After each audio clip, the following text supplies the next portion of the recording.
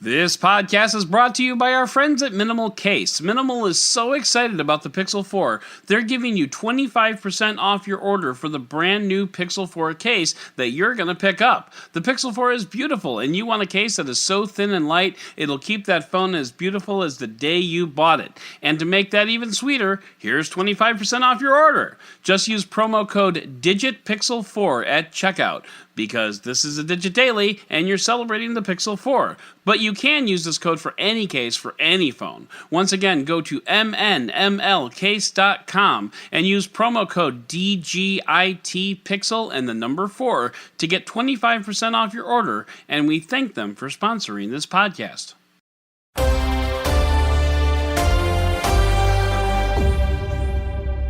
Good morning, Digit fam. Adam Doud here, closing out another week of all the tech news you need to know. And here's a fun fact.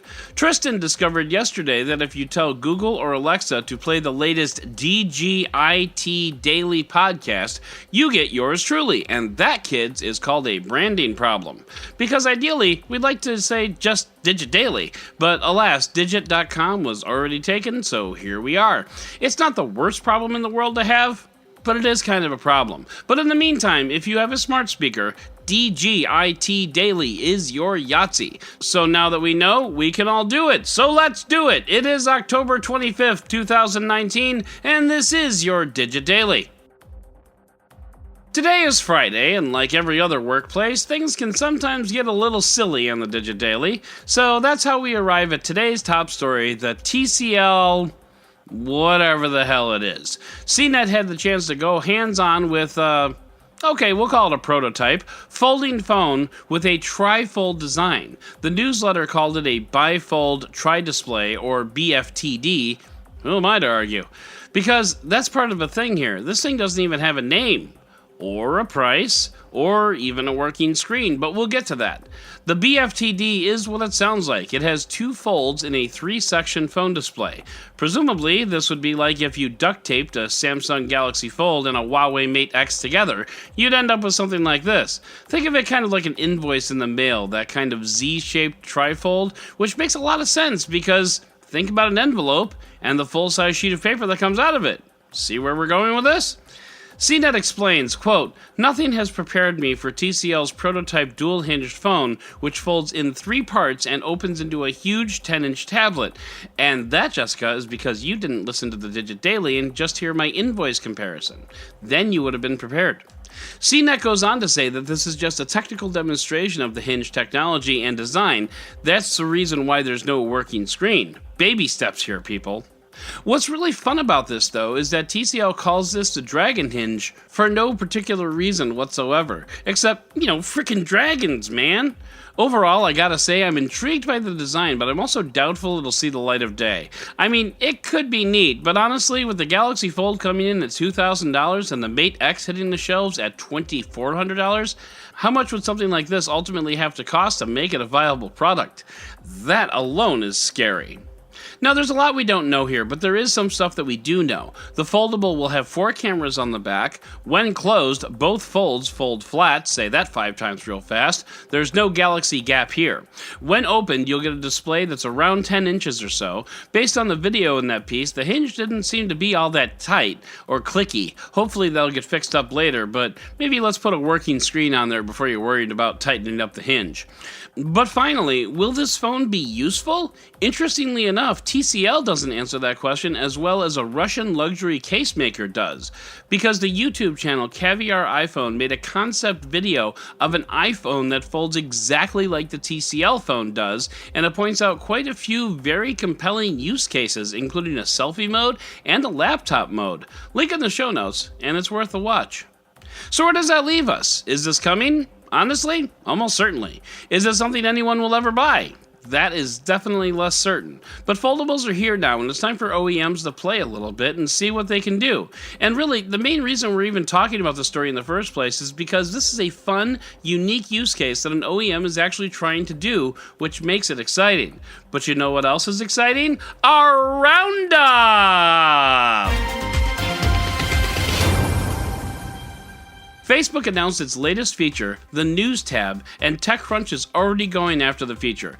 You probably don't have a News tab yet, since the rollout is limited to New York City for some reason. But while you wait for Zuckerberg to grace you with his latest innovation, check out what TechCrunch has to say. It's direct. As for me, I'm still not using Facebook, with just the one post in 2019 going strong, and if you were wondering what a fist pump sounds like, it sounds like this. Andrew Grush, Android Authority's resident smart home guru, wrote about the Google Home Max that he reviewed a month ago.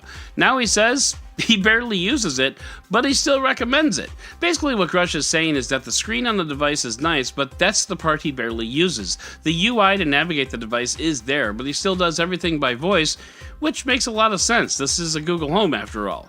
It makes me really want to get that Lenovo Smart Screen up and running so I can run some similar testing, and I will, just as soon as I find a place to put it, and that might actually be the biggest problem. Kids are great, aren't they? I'll be sure to report back once I get around to cleaning my kitchen.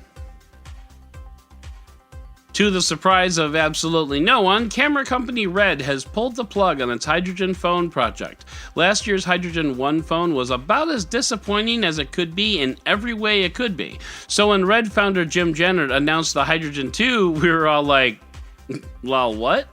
Now, not only is Jennert pulling the plug on the Hydrogen 2, he's pulling the plug on his employment, citing health concerns. So for now, no Hydrogen 2, which is disappointing, but I'm not sure if it's disappointing because we wanted to see how Red could make the phone better, or disappointing because we were intrigued to see how Red could screw it up even more. I guess we'll never know. It's a fairly common practice to listen to a podcast at 1.5 times or 1.25 times normal speed to get through it faster, and for the record, I don't do that. It's also hilarious to listen to a podcast at 0.5 speed because everyone sounds drunk AF. But now Netflix seems to be toying with that feature, allowing you to binge watch shows even faster, and for the record, I really won't do that. Don't get me wrong, I don't have a problem with the idea, I'm just not interested in trying to power watch or power listen to something. But in this case, I am interested in the tech that will allow smooth playback at variable speeds, because audio is one thing, but video is a much more complicated animal. I might try it, if just for that reason. And finally, another game streamer named Shroud is leaving Twitch to go to Microsoft Mixer. And that's probably a big deal or something.